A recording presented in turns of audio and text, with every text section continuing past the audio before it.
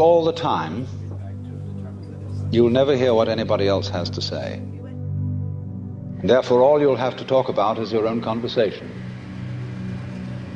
The same is true for people who think all the time. The constant chit-chat of symbols and images and talk and words inside your skull. Now, if you do that all the time, you'll find that you've nothing to think about except thinking. And just as you have to stop talking to hear what others have to say, you have to stop thinking to find out what life is about. And the moment you stop thinking, you become into immediate contact with what Korzybski called, so delightfully, the unspeakable world, the non-verbal world. Some people would call it the physical world. But these words, physical, non-verbal, material, are all conceptual and is not a concept. So when you are awake to that world, you suddenly find that all the so-called differences between self and other, life and death, pleasure and pain, are all conceptual, and they're not there. They don't exist at all. When the old master Yakujo was asked, "What is Zen?" he said, "When hungry, eat. When tired, sleep." But they said, "Well, isn't that what everybody does? Aren't you just like ordinary people?" Oh, he said, no, they don't do anything of the kind. When they're hungry, they don't just eat, they think of all sorts of things. When they're tired, they don't just sleep, but dream all sorts of dreams. We have been running around far too much. It's all right. We've been active, and our action has achieved a lot of good things. But as Aristotle pointed out long ago, and this is one of the good things about Aristotle, he said the goal of action is contemplation. In other words, busy, busy, busy, busy, busy, but what's it all about? Especially when people are busy because they think they're going somewhere. And they're going to get something and attain something. There's quite a good deal of point to action if you know you're not going anywhere. If you act like you dance, or like you sing, or play music, then you know you're not going anywhere. You're just doing pure action. But if you act with the thought in mind that as a result of action, you are eventually going to arrive at some place where everything will be all right, then you are on a squirrel cage, hopelessly condemned to what the Buddhists call samsara, the round or rat race of birth and death. Because you think you're going to get somewhere. You're already there.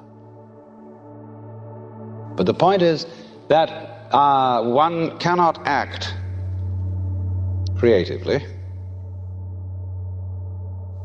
except on the basis of stillness.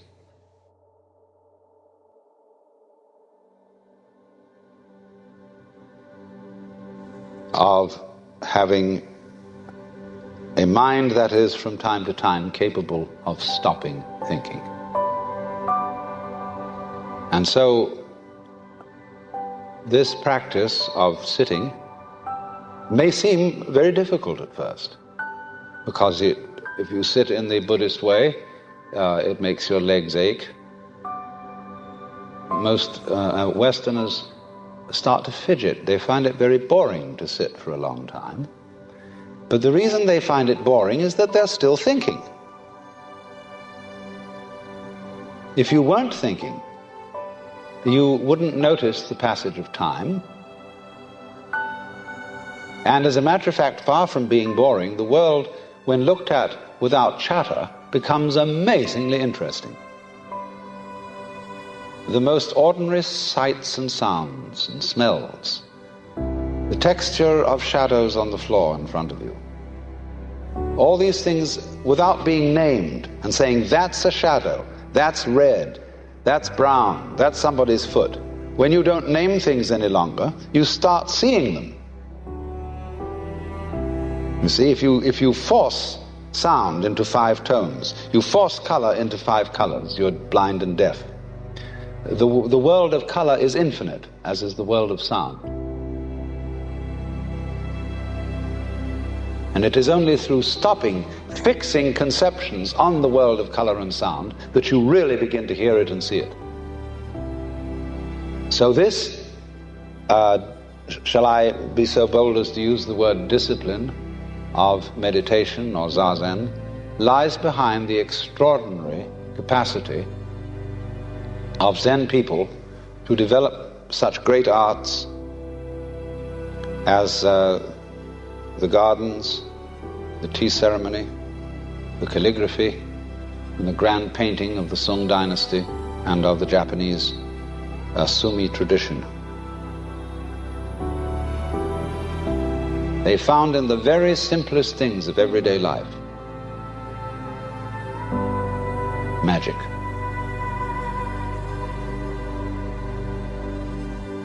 In the words of the poet Hokoji, marvelous power and supernatural activity, drawing water, carrying wood. The easiest way to stop thinking is first of all to think about something that doesn't have any meaning, or listening to a sound that has no meaning, because that stops you thinking, because you become fascinated in the sound. Comes a point when the sound is taken away.